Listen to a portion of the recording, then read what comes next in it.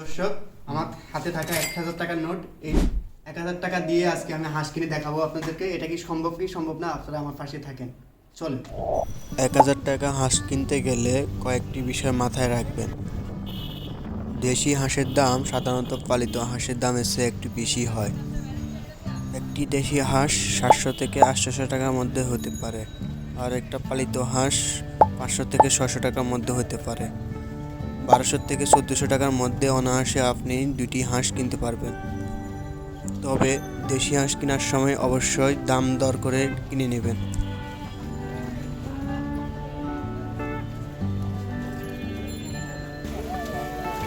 ঢাকার ঐতিহ্যবাহী কাপ্তান বাজার, যা মাংস ও পোলট্রির জন্য খুব জনপ্রিয়।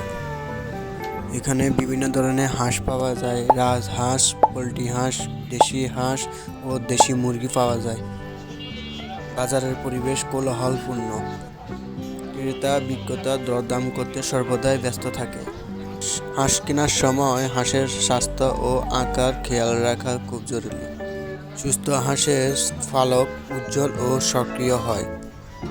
আপনি যেন না ঠকেন, সেই জন্য আপনার সাথে অভিজ্ঞ কাউকে নিয়ে যাবেন। বিশেষ করে শীতের দিনে এই বাজার মেলায় পরিণত হয়। কাপ্তান বাজার কেনাকাটাটাই শুধু প্রয়োজন মেটানোর জায়গা নয়, বরং এটি একটি অভিজ্ঞতাও। কেমন নেবি?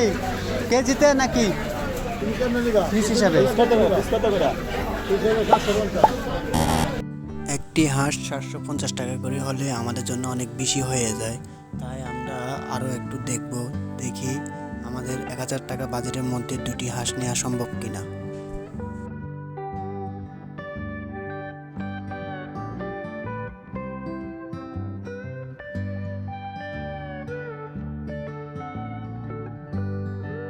বাজার যাচাই করে দেখলাম আসলে দুটি হাঁস 1000 টাকার মধ্যে কেনা সম্ভব না। এই কাকার কাছে এসে অনেক দর দাম করে আমরা এই দুটি হাঁস 1100 টাকার মধ্যে নিয়ে নিছি।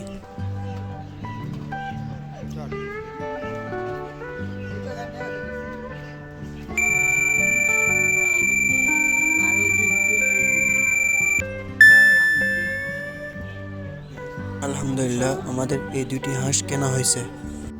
এখন আমাদের দুটি হাঁস ড্রেসিং করে নিচ্ছে। এখানে দুটি হাঁস ড্রেসিং করতে 50 টাকা লাগে।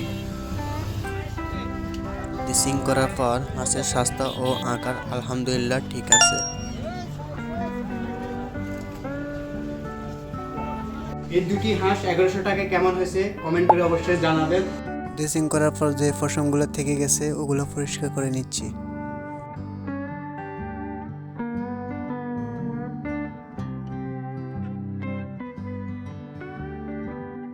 একেবারে ছোট পলক এগুলো আগুনে ছেঁকে নেবেন, এতে করে পলকগুলো পুড়ে যাবে।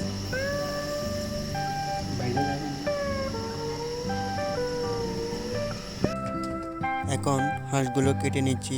দুটি হাঁস কেটে ভিতর থেকে সব পরিষ্কার করে নিচ্ছি।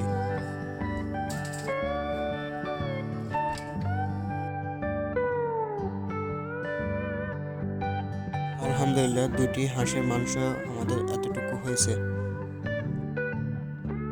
সাথে আমরা কিছু বেগুন ভেজে নিচ্ছি এবং মাংসগুলো কষায় নিলাম।